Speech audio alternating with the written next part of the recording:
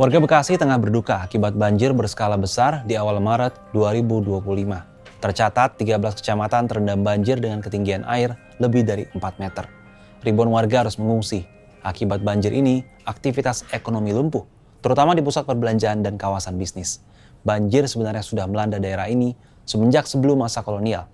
Lantas, apa pelajaran yang bisa diambil dari pengalaman banjir selama ribuan tahun?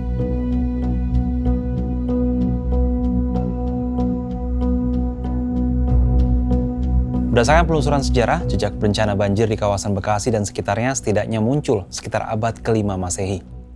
Menurut studi dari Wibowo dan Rosalina pada tahun 2019, hal diketahui dari catatan di Prasasti Tugu yang ditulis pada masa kerajaan Tarumanegara. Di dalam prasasti tersebut disebutkan proyek penggalian sungai Gomati dan Candrabaga dilakukan oleh Raja Purnawarman untuk menyelesaikan persoalan banjir di daerah tersebut. Bencana banjir ini ternyata terus berlanjut hingga di masa kolonial Belanda.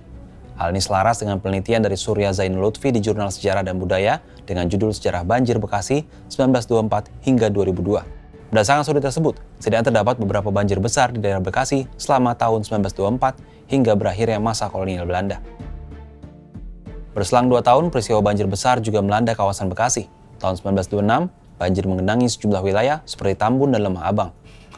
Mirip dengan banjir di 1924, peristiwa tersebut menyebabkan jalan antara Bekasi dan Karawang tertutup.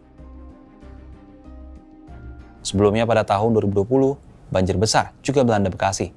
Saat itu 10 kecamatan terendam banjir dengan ketinggian 30 cm hingga 3 meter.